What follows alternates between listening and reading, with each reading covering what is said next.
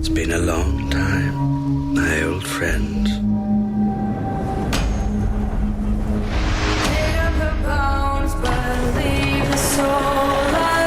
Death is coming for everyone and everything. A darkness that will swallow the dawn. But the night is dark and full of terror. You're not half as clever as you think you are. Still makes me more clever than you. Show them how it feels to lose what they love. I'm going to light the biggest fire the North has ever seen. Everyone is mine to torment. There's a beast in every man, and it stirs when you put a sword in his hand. I want to fight for the side that fights for the living. Did I come to the right place?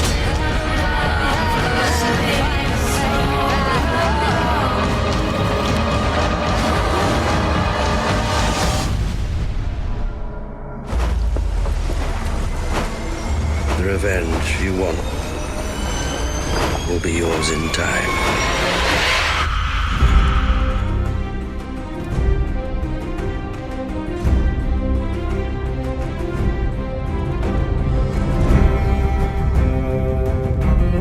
Hi, everyone, and welcome to GeekFest Rants. My name is Carlos Barone, and joining me once again, I have Tom LaSousa. Say hi, Tom. Hi, everybody. Thanks for having me, Carlos. Sure. Today, we are going to hit a subject that we haven't hit in the past, but it's a very popular subject, and that is the television series Game of Thrones. Now, this is something that just didn't come out of nowhere, and I understand it came from a book. There's a whole series of books, so you can kind of spoil yourself in a way by reading the books ahead of time, similar to what they did with Harry Potter. You can get ahead of the movies or ahead of the TV show.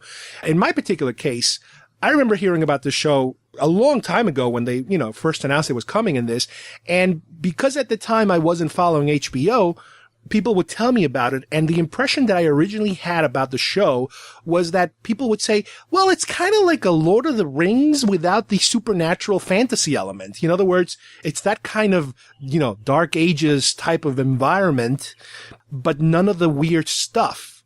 And boy, were they wrong. And as the seasons progressed, and again, this is all in the book, so I could have known this ahead of time if I read any of the books.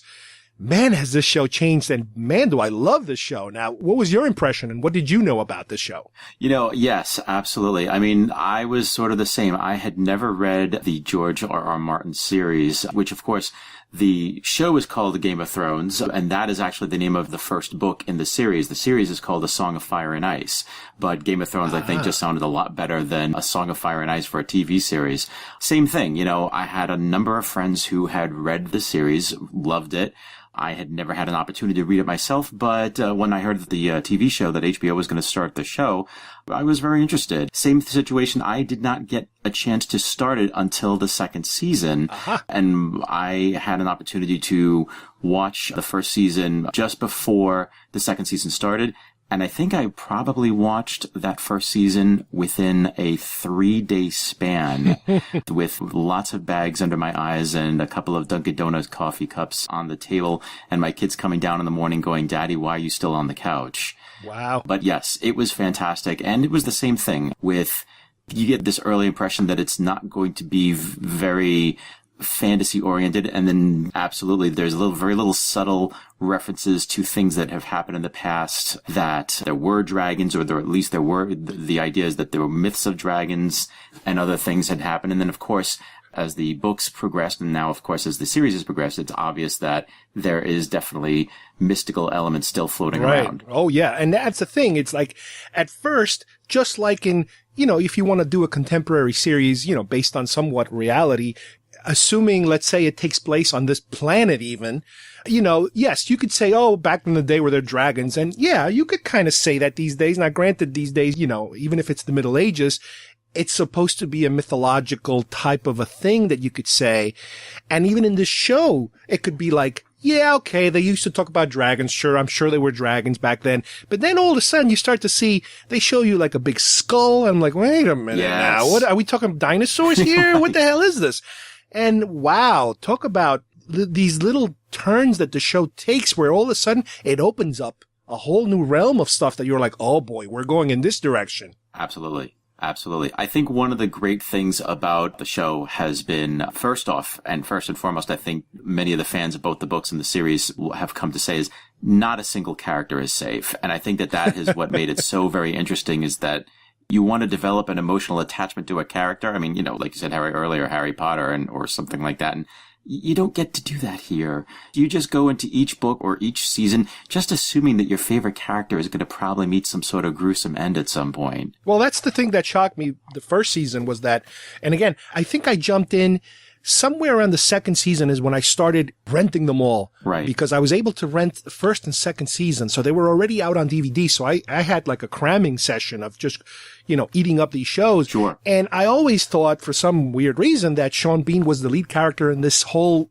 epic. Right. And then he certainly was for the first season. I'm like, all right, they're not going to do it. They're not going to do it. And you're like, oh crap, they can't do that. You can't do that. Right. And it was just like, wow, it's this kind of show. Now, granted, it's also the type of show, there's not a lot of shows like this where, I could only think of something like Lost or Battlestar Galactica, shows where when the episode ends, you're like, no. We got to continue this right now. I'm not waiting a week. I'm not waiting an entire summer. No, you got to continue right now. Yes, absolutely. And that's what you get. That's what I feel for this show. It's like, wow. There's been a number of episodes very similar to that I've seen in the last, I guess not the last 3 seasons, where your mouth is just kind of like dragging along the floor and you're like, what do you mean I gotta wait till next week now? Absolutely. It's been... Now let me ask you something. Have you read any of the books? I'm the TV fan. Okay. Although admittedly I have sort of cheated. There is a great wiki available. I think it's called the Song of Fire and Ice wiki that's available. And I have cheated and gone and read a lot of the outlines and the plots of what happened. And one of the reasons also is because a number of friends had said the books do deviate. And we've seen that before. I mean, whether with Potter or with Walking Dead, I mean, there are certain things that are just not going to translate well, or for time reasons or for whatever reasons the writers need to do it, they make adjustments. So I always get a little curious to see where it's deviating or, what characters have been merged into these characters. So I'm familiar with what has happened or what was different or what's to happen. And that's made things interesting for me because especially, and we'll talk about it in a little bit, I mean, especially towards the end of this season when we had did we already pre-warn that there were spoiler alerts here? We are going to spoil everything. Spoiling everything. Yeah. So, when the Red Wedding was rapidly approaching, yes. I knew what was going to happen. And so it was very interesting to see the subtle deviations from the book into what translated into the show. Well, let me ask you something, because I haven't been able to figure this out, because I haven't read it, and maybe you know a little bit from other people. Now, this is HBO, and I always get the vibe that there are so many explicit scenes, not only violence, but sex, because it's HBO. But are the books this explicit? I wonder. That's a good question. I believe that sex is certainly a part of Martin's world, but I guess that I think that with HBO's ability to get a little more into detail, I would imagine that they just take that liberty. They go a little further. They go a little further, right. They True Blood and Soprano it up a little. Right, exactly.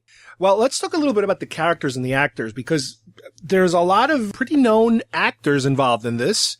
And I mean, some of them I've never heard from before. I've never seen anywhere. Sure. And going back to the first season, Sean Bean, which again, to me, that's the Lord of the Ring guys. And it's like he always seems to play the same character. He's always, wearing the leather and the swords and Sean Bean is rapidly becoming the go-to guy for fantasy, or as I've heard, the go-to guy if you want to make sure that his character is going to die at some point. And there's a great... Very heroically.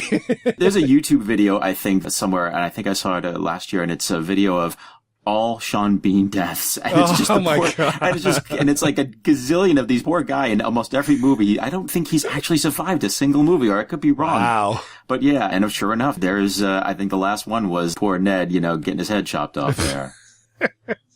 What else? Let's see. Well, the other big star of the show that is developed into a bigger star, I guess, than it was originally. But they do take their time. That's the thing that I admire in the show, is that they're telling you like 5 different stories at the same time. And none of them are really weak. They're all strong. Like, they go from one place to the other place to the other place, and you get into these individual stories. And I'm specifically talking about Peter Dinklage's character. Oh, yes, absolutely. I mean, I've seen him in many other films before, But here, it's like, wow, this guy is just unbelievable. Fantastic actor, and so worthy of that role. And he has taken it, and he's just done such amazing things with the Imp, with the role, and certainly more than deserving of the awards that he's received for his portrayal in that. Definitely.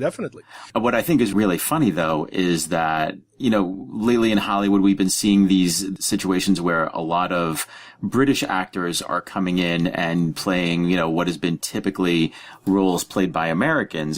Case in point, we have Henry Cavill coming in to play Superman, and of course we had Bale playing Batman. So it's kind of funny, to see Peter Dinklage, an American who's now, faking the British accent. So it's nice. And he does it very good. He does it really well. Oh, absolutely. Yes, he's spot on. Now, you mentioned before, I think, Lena Headey. There's a big genre person. She's been in so much genre material. Yes. From the Sarah Connor Chronicles. She was on, most recently, Dredd. Yes, absolutely. She was the baddie in Dredd. Playing the bad guy, yes. And she keeps showing up. So those are like just the few people that I'm somewhat familiar with. Now, what's the name of that character? They called him Littlefinger. Oh, yes, Lord Baelish. Okay. I kept watching the show, and I'm like, this guy looks familiar. I don't know. But the British accent was throwing me off. I'm like, he looks like somebody, but he doesn't sound like somebody I knew. And then I figured it out. I had to wiki it or something, and it was like, have you ever seen the show The Wire? Yes. He was Torselli, I think. The mayor. Oh, that's right, yes. And I'm like, wow, he's aged pretty well. And the guy was British. I never knew he was British. That's hysterical. But the rest of the cast, I am completely unfamiliar with. Do you remember anybody else that comes to mind? Now that I remember, that's Aidan Gillen is Baelish's name. But yes, Tyrion, who plays the father, I can't remember his name off the top of my head, but he's been in a couple of things. And Joffrey, Jack, he actually, I remember him from Batman Begins. That's right. I keep seeing pictures of him. Like he's the little kid on the stairs. Absolutely, yes. The emergency fire exit. Yeah. Yes, absolutely. Everybody in that show, again, the majority of them are British actors, and so they've all had parts in other shows. And I'm sure, you go back and you go, oh, I think, you look at their face long enough and you'll remember them from a couple of other things, but a lot of them certainly are well known over there. I know. Now, let's talk a little bit about the plot of the show. Now, it's funny because during the first season, if I thought about, okay, what is the meaning of the show? What are they trying to tell you? And I kept thinking, well, I think it all comes down to men going to war and having sex with everybody is destroying civilization as they know it, because it's creating all these angry, illegitimate children all over the place. Yes.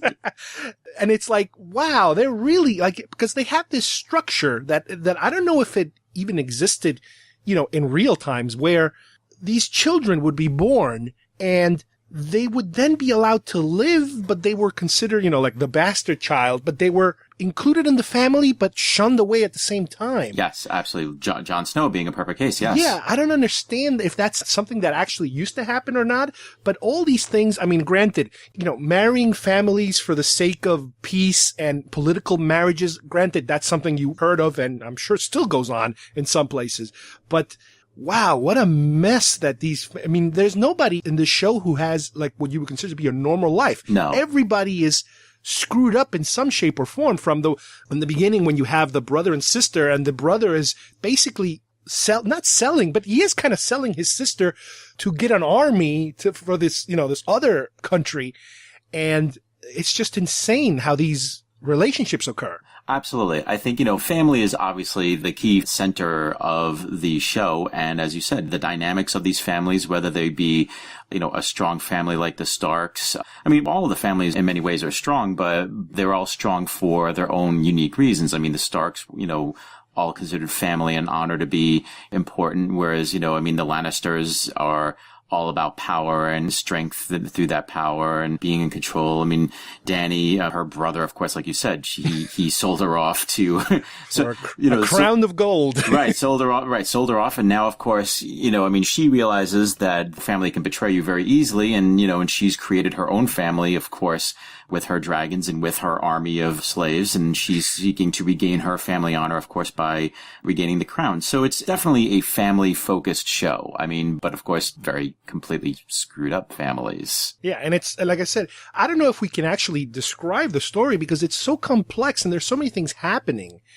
But there's so many elements that are thrown into it that are genre elements that were the surprising factor in the show. It was like the bonus round. Like, I liked the show, and then when they started going, when they went towards dragons, and what to me looked like, an army of the dead almost. Yes. A frozen dead. It's like, what the hell is this? Yes, absolutely. And that was just like, wow, I can't wait till they really get deep into what the hell's going on in there.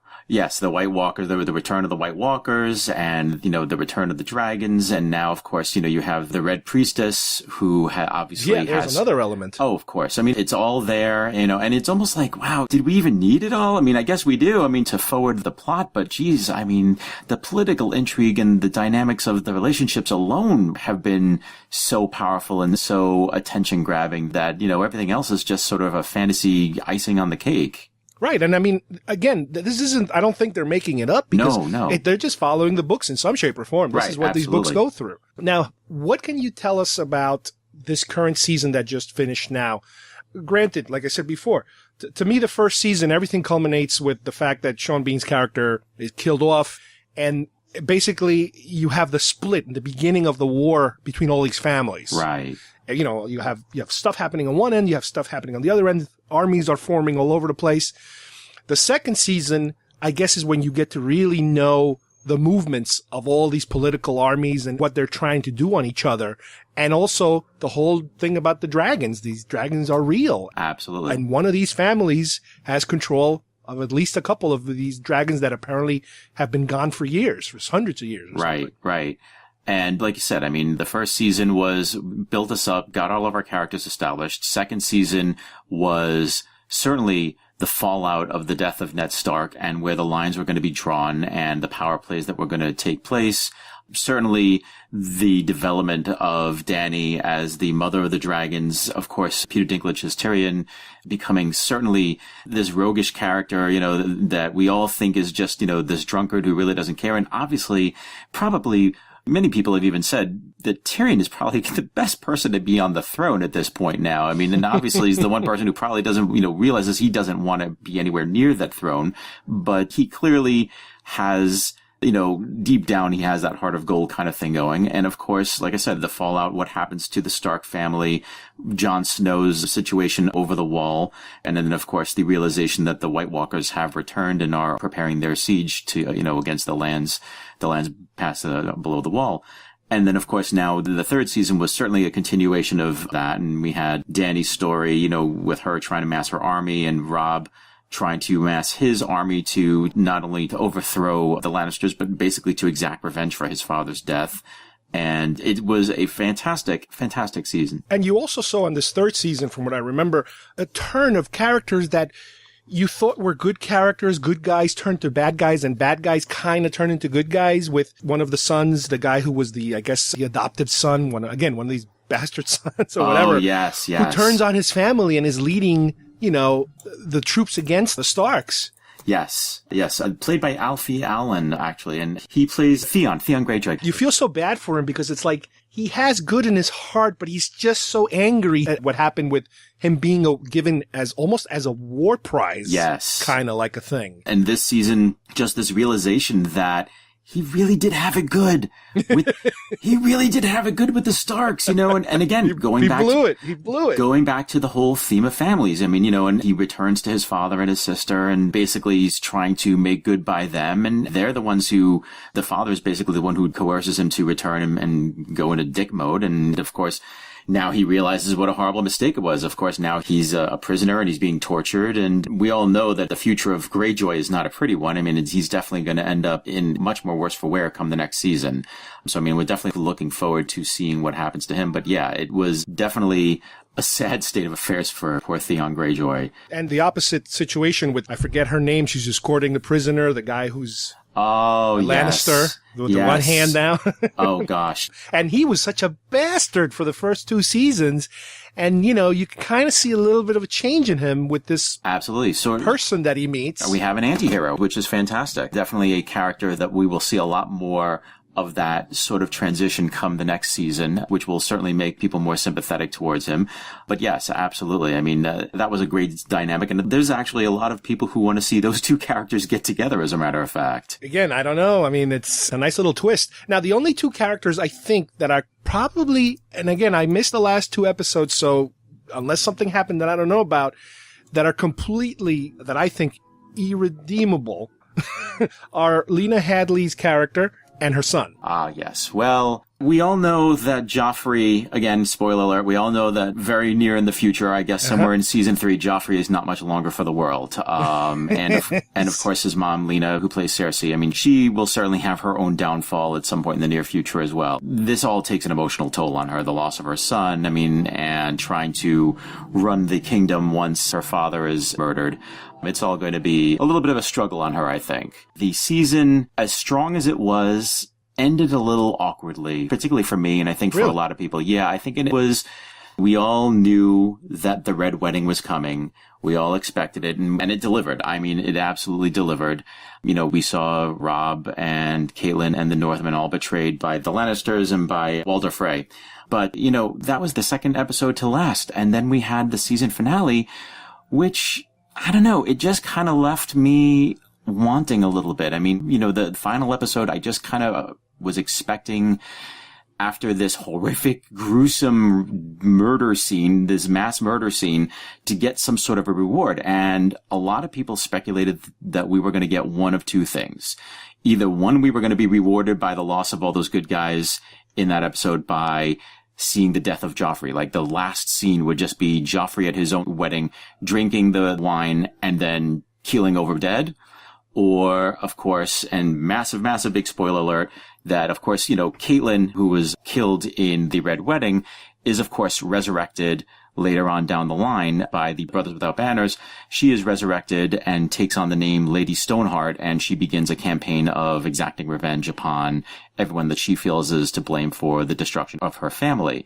And I think a lot of people were expecting, again, either Joffrey's death, or the last thing we see is Catelyn rising and becoming Lady Stoneheart. And neither of those happened, you know, and those would have been a holy shit thing to hold you over until next season. And, you know, and instead the season ended with Dany again. And, you know, we already had, you know, Dany's big season finale, season 1, where she came out of the fire and she's holding her 3 baby dragons. And, and that itself was like, oh my God. And then this one, you know, Dany... But do you think they could be saving it, or you think they're actually tweaking the story? Those two things have to happen for season 3. I mean, they have to. I mean, it would be very surprising if they didn't, and I would be very, very surprised if they drastically changed those things, because Catelyn becoming Stoneheart is a huge aspect of the upcoming books. I mean, she takes the lead of the Brotherhood Without Banners, and, you know, and they go off, and like I said, I mean, it becomes a personal vendetta for her to try to punish anyone that she feels is responsible for Robb's death and the loss of Ned and all of her family. So to take that away from the series would be a big game changer, and I wouldn't know where they would go to fill in the blanks there. I mean, Joffrey has to die, because without Joffrey's death, then we don't have Tyrion getting the blame. We don't have Tyrion murdering his father. And then, of course, Tyrion being killed, we don't have Cersei taking over and her downfall. So again, I mean, little things will change. I mean, of course they're going to change, but those are fundamental things that have to really happen. And if they don't, I would be very, very surprised. Wow. Well, I guess we're going to have to just wait and see. I assume this has been renewed because this is a very popular show. Yes, absolutely. It has been renewed. I mean, everybody's already waiting. I believe it's already been renewed. Not only that has it been renewed, but I believe that there's already been talk of how long they expect this show to go. I mean, how many seasons they foresee it to go. And of course, the running joke is that Martin has not finished his books yet. And so everybody's just hoping that the books get done before the series is done, or at least they don't kind of cross over each other, because then really nobody knows what. How many books are supposed to be when it's all said and done? I think it's a total of 6, I believe. Wow. Let's see. Well, there was Game of Thrones, Clash of Kings, Storm of Swords, Feast for Crows, Dance with Dragons. So actually there's 1, 2, 3, 4, 5, 6, 7 books, I believe. So we're waiting for Winds of Winter, and then A Dream of Spring is supposed to be the final book, which I don't even know if he's even started yet. I mean, and everybody's like, oh my God, we love him, but he's so old. Please don't die.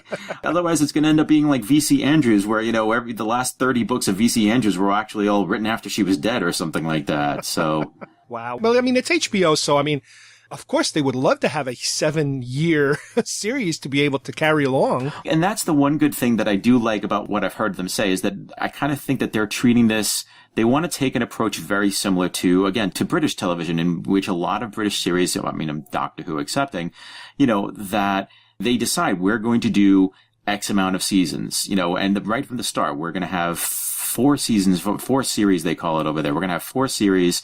So we need to know that we're going to have a beginning, middle, and end. And so that way, is all well thought out and well planned. And I think that that's what they're aiming for here. Again, anything could change. I mean, certainly depending on, the amount of stuff that they have to try to translate from the books. But I think that they're aiming for, they want to have, let's say 8 seasons. And right now, at this particular point in time, that's their hard end. They want to have 8 seasons. They believe that they can do it all in 8 seasons, and they don't want to go anything further than that. And I kind of like that because, to me, it says they have an end game in mind, and they don't want to stretch it out. I mean, God knows we've seen enough of our TV shows where, the shows that we used to love watching, and now we're in season 10 or 11, and we're like, okay, please just end this already. So, again, there is just tons and tons of stuff that they could tell, stories that they could tell from these things. But at the same time, I think we all don't want to get it to the point where it's just, now we're all just kind of waiting for the end and dreading it, or just, and not dreading it for good reasons, just dreading it because it's just dragged itself out too long. Right. It's like you just want to finish it right at that point. No, but like I said, so far so good. I can't wait, in my particular case, to see these last 2 episodes of season 3.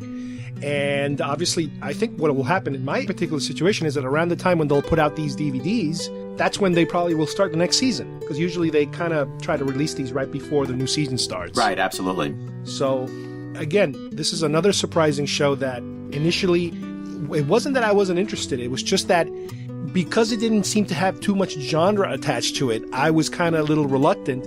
And man, was I wrong.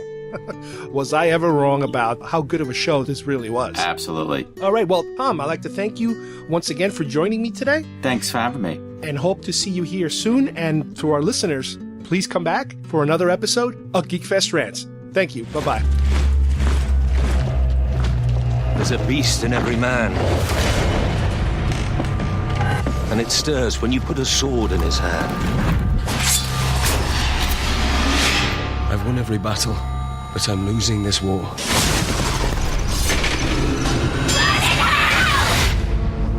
I bled in the mud for our family. My enemies think they've destroyed me. They're laughing at me. He would see this country burn if he could be king of the ashes. Why do you want to join us, Jon Snow? I want to be free. I think what you want most of all is to be a hero. Death is coming for everyone and everything. A darkness that will swallow the dawn. And we can stop it. You and I.